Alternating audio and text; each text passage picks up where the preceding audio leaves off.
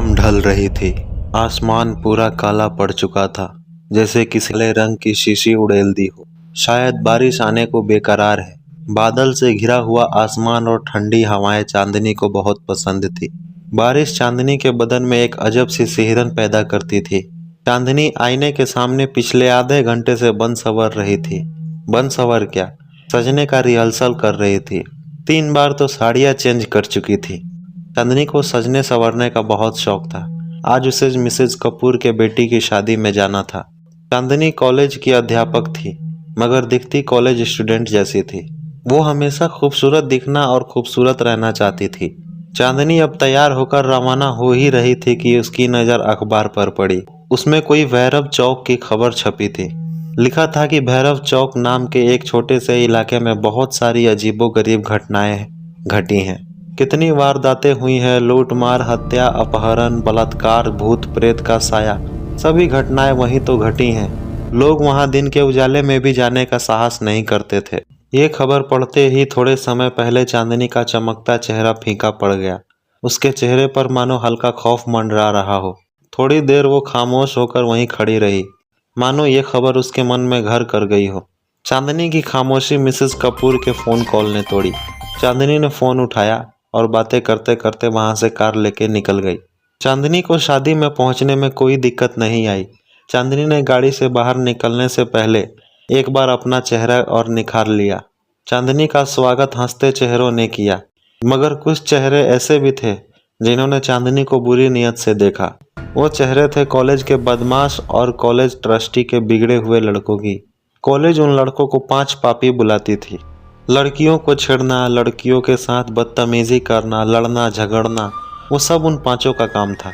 इसलिए कॉलेज उन्हें 5 पापी बुलाती थी। खैर, चांदनी भी उनकी हरकतों को भली भांति जानती थी, इसलिए उनको अनदेखा करके शादी में शामिल हो गई। नाच गाना, खाना पीना, गप्पे लड़ाने और विदाई में पता ही नहीं चला रात के 11 बज गए थे। घर पहुंचने में अभी 2 घंटे का फासला तय करना था। चांदनी के पति जतीन का कॉल आया। हेलो चांदनी, कहाँ हो? जतीन ने कहा, मैं शादी में आई थी पर बहुत देर हो गई है, बस मिसेज माथुर के साथ अब निकल ही रही हूँ। चांदनी ने बात खत्म करके फ़ोन रखा। चांदनी ने फटाफट से मिसेज कपूर को बाय किया और मिसेज माथुर को ढूंढने लगी, मगर पता चला मिसेज माथुर तो घर के लिए कब की रवाना हो चुकी है। चांदनी सोचने लगती है कि अब अकेले घर कैसे जाएगी। तभी अचानक से तेज बिजली कड़की। शायद थोड़े समय के बाद बारिश होने वाली है। चांदनी कुछ भी परवाह किए बिना वहां से अकेले निकल पड़ी, मगर वो 5 पापी चांदनी की हर हरकत पर नजर रखे हुए थे। चांदनी ने बस थोड़ा सा ही फासला तय किया था कि बारिश शुरू हो गई। चांदनी मन ही मन सोच रही थी कि वो बारिश बंद होने का इंतजार करे या फिर आगे बढ़े। चांदनी को जल्द ही तय करना था कि उसे क्या करना है। उसने आगे बढ़ने का फैसला किया। चांदनी की कार थोड़ी आगे बढ़ी ही थी कि तेज बारिश शुरू हो गई। हमेशा चांदनी को सिहरन देने वाली बारिश की बूंदें आज बाधा बन रही थी। चांदनी बारिश की बूंदों को चीरते हुए आगे बढ़ रही थी। चांदनी का आगे बढ़ने का फैसला सही था, क्योंकि बारिश बंद हो चुकी थी। चांदनी हल्के मन से ड्राइव कर रही थी, मगर लगता है आज का दिन चांदनी के लिए सचमुच भारी था, क्योंकि सामने ट्रैफिक जाम था। गाड़ियों की लंबी लाइन लगी थी। किसी से पूछा तो पता चला भारी बारिश के चलते आगे का रास्ता पूरा ब्लॉक हो चुका है। जब तक रास्ता साफ नहीं होगा तब तक ट्रैफिक जाम रहेगा, और रास्ता साफ होने में सुबह भी हो सकती है। सुबह का नाम सुनते ही चांदनी की हवाइयाँ उड़ने लगी। तभी चांदनी देखती है कि कुछ गाड़ियाँ कच्ची सड़क की तरफ जा रही हैं। भैया, ये कच्ची सड़क कहाँ जाती है? चांदनी ने किसी से पूछा। ये कच्ची सड़क शहर जाती है बहन जी। चांदनी फिर से सोचने लगी कि वो रास्ता खुलने का इंतज़ार करे या फिर कच्चे रास्ते से जाए। उसने सोचा कि वो कब तक अकेले रास्ता साफ होने का इंतज़ार करेगी। वो भी कच्ची सड़क की तरफ जा रही गाड़ियों के साथ गाड़ी चलाकर शहर वाले रास्ते जा सकती है, इसलिए उसने उस कच्ची सड़क से घर जाने का फैसला किया। चांदनी आगे बढ़ तो रही थी, मगर खौफ अभी भी उसके सर पर मंडरा रहा था, क्योंकि वो आगे चल रहे गाड़ियों के सहारे जा रही थी, जैसे कोई दीपक की रोशनी लेकर अंधेरे से गुजर रहा हो। आगे चल रही गाड़ियों की रफ्तार तेज होती है और चांदनी की गाड़ी पीछे रह जाती है। वो सब कारें हेडलाइट के सहारे देखी जा सकती हैं। चांदनी भी उन तक पहुंचने के लिए अपनी गाड़ी की स्पीड बढ़ाती है, मगर गाड़ी अचानक से बंद हो जाती है। गाड़ी बंद होते ही चांदनी बदहवास सी हो जाती है। वो वहां अकेली थी, आगे पीछे कोई नहीं था। आगे जाती गाड़ियां एक के बाद एक आंख से ओझल हो रही थी। चांदनी अब बेचैन सी होने लगी थी, धड़कनें तेज चल रही थी। उसके माथे से डर के पसीने की बूंदें एक के बाद एक टपकने लगी। उसके आंखों में खौफ साफ दिख रहा था। वो घबराकर जोर जोर से सांसें ले रही थी। उसने अपने पर्स से फ़ोन निकाला और जतीन का नंबर डायल करने लगी, लेकिन वहाँ मोबाइल के नेटवर्क के नाम पर कुछ भी नहीं था। वो इतना डर गई कि वो गाड़ी से भी बाहर निकलना नहीं चाहती थी। उसे कुछ सूझ नहीं था, बस गाड़ी स्टार्ट करने में लगी थी। वो बार बार चाबी को दाएं बाएं घुमा रही थी, मगर नतीजा वही, गाड़ी स्टार्ट नहीं हो रही थी।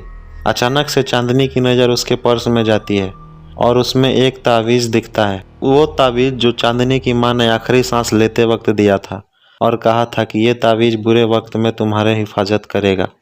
चांदनी ने वो तावीज़ लिया और आंखें बंद करके फिर से गाड़ी स्टार्ट करने की कोशिश करने लगी। माँ का दिया तावीज़ काम कर गया। गाड़ी एक झटके में स्टार्ट हो गई थी। चांदनी के तो जान में जान आई हो ऐसे राहत की सांस ली। चांदनी ताबीज की शक्ति से अचंभित हो गई। वह समय व्यर्थ किए बिना वहां से चल दी। चांदनी ने 1 आध किलोमीटर का रास्ता तय किया होगा कि वहां उसे एक बोर्ड दिखता है। उसी बोर्ड पर लिखा था भैरव चौक। भैरव चौक नाम पढ़ते ही रोंगटे खड़े हो गए और आंखें खुली की खुली रह गई। उसकी सांसें फिर से तेज रफ्तार से बढ़ने लगी। वही भैरव चौक जिसके बारे में चांदनी ने सुबह पढ़ा था, जहाँ पर खून बलात्कार जैसी वारदातें हुई थी। उसने फिर से तावीज़ को हाथ में थामा और एक पल के लिए आंखें बंद की, जैसे वो भगवान से दुआ मांग रही हो कि अब की बार गाड़ी बंद ना हो। मगर ये क्या, चांदनी की कार भैरव चौक बोर्ड के ठीक सामने आकर रुक गई। चांदनी ने बाहर का नज़ारा देखा तो वो बेहद अंधेरा और डरावना था। जुगनू की टिमटिम रोशनी के सिवा कुछ दिखाई नहीं दे रहा था। चांदनी ने ताबीज उठाया और आंखें बंद करके भगवान का नाम लेती हुई गाड़ी स्टार्ट करने में जुट गई। गाड़ी में चाबी दाएं बाएं घुमाकर उसकी उंगलियां थक गई थी, मगर अब की बार गाड़ी शुरू होने का नाम ही नहीं ले रही थी। एक दो बार फोन भी लगाया, मगर वहां भी उसे नाकामयाबी ही मिली। वो इतनी डरी हुई थी कि गाड़ी से बाहर निकलने में भी उसके पैर कांप रहे थे। तभी उसे सामने कुछ दिखा। सामने से सफेद रंग की कुछ धुंधली धुंधली आकृति आ रही थी। चांदनी उसे देख दहल गई और बदन में कंपकपी होने लगी।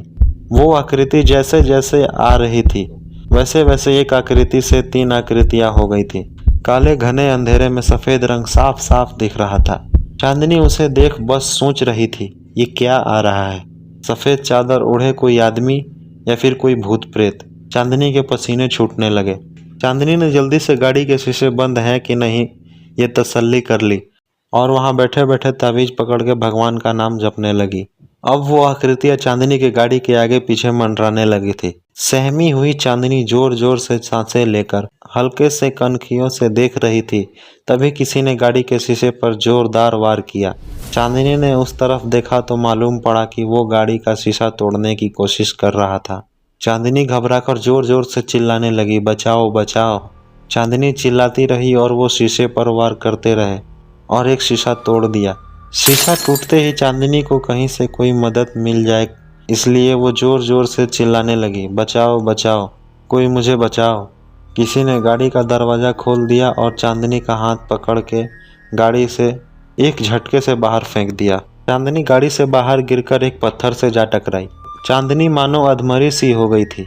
उसने हिम्मत जुटाई और वहां से उठ खड़ी हो गई तो उसने देखा कि वहां 3 सफ़ेद चादर ओढ़े 3 शख्स थे।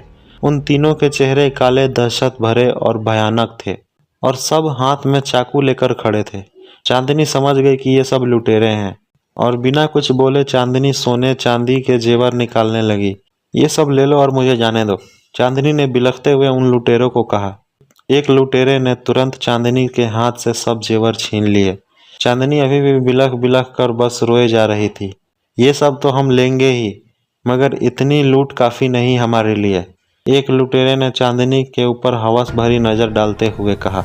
चांदनी लुटेरों का इरादा समझ गई थी और एक सांस लेकर वहां से भागी। वो तीनों भी चांदनी के पीछे भागे, मगर सहमी हुई चांदनी कितनी दूर तक भाग पाती। उन तीनों भेड़ियों ने आखिरकार चांदनी को पकड़ ही लिया। बचाओ बचाओ बचाओ बचाओ, चांदनी पूरी ताकत से चिल्लाई। यहाँ तुम्हें बचाने वाला कोई नहीं आएगा। चिल्लाओ जितना चिल्लाना है उतना, एक लुटेरे ने हंसते हुए कहा। तभी एक लुटेरे पर पीछे से तेज वार होता है। वो लुटेरा वहीं ढेर हो जाता है। चांदनी को एक आशा की किरण दिखाई देती है। वो दोनों लुटेरे पीछे देखते हैं कि ये वार किसने किया। चांदनी भी उस तरफ देखती है जहां से वार हुआ था। वहां वो कॉलेज के 5 स्टूडेंट खड़े थे, जिन्हें कॉलेज 5 पापी कहकर बुलाता था। पांचों स्टूडेंट बच्चे तो लुटेरों पर झपटते हुए उन्हें मार मार कर बेहोश कर देते हैं।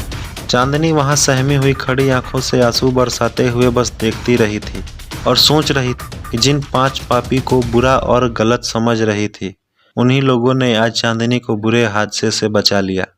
मैडम, हम बुरे हैं मगर इज्जत सबकी करते हैं। आप बेफिक्र होकर जाइए, ये बंटी आपको सुरक्षित घर तक छोड़ देगा और हम इन लुटेरों को पुलिस के हवाले कर देंगे। इन लोगों ने भूत प्रेत के नाम पर बहुत लूट मचा रखी थी, अब पुलिस इन्हें मजा चखाएगी। एक स्टूडेंट ने कहा। मुझे माफ़ कर देना, मैं तुम लोगों को बहुत गलत समझ रही थी, मगर तुम लोग। इससे आगे चांदनी के मुंह से एक शब्द भी नहीं निकला। चांदनी के आंसू ही थे जो सारी बातें बयां कर रहे थे। चांदनी वहां से सुरक्षित अपने घर गई। तो दोस्तों, अक्सर ऐसी जगह और ऐसी घटनाएं सुनने को मिलती है जहां ये कहा जाता है कि वहां चोर लुटेरे सामान लूट लेते हैं, मर्डर कर देते हैं, किसी का इज्जत लूट लेते हैं, वहां भूत प्रेत घूमते हैं। तो ये बात समझ जाना कि वो बिल्कुल गलत होती है। तो दोस्तों, इस कहानी से क्या समझ में आया? इस कहानी से ये समझ में आता है कि जिस स्थान पर लोग ये कहते हैं कि वहाँ लूटमार होता है, मर्डर होता है, रेप किया जाता है, ऐसे स्थानों पे नहीं जाना चाहिए कि वहाँ भूत प्रेत होते हैं। तो ये बात सरासर गलत है, क्योंकि अगर वहाँ भूत है तो ठीक है, हम नहीं जाएंगे, लेकिन जो वहाँ लड़कियों को बेरहमी से बलात्कार कर देते हैं, किसी का सामान लूट लेते हैं, किसी का मर्डर कर देते हैं, वो भूत उन्हें कुछ क्यों नहीं करता? तो ये बात बिल्कुल गलत है। इसलिए ऐसी चीज़ों के खिलाफ कार्रवाई करनी चाहिए और आवाज़ उठानी चाहिए। तो आज के लिए बस इतना ही। मिलते हैं अगली वीडियो में अगली कहानी के साथ। तब तक के लिए बाय बाय।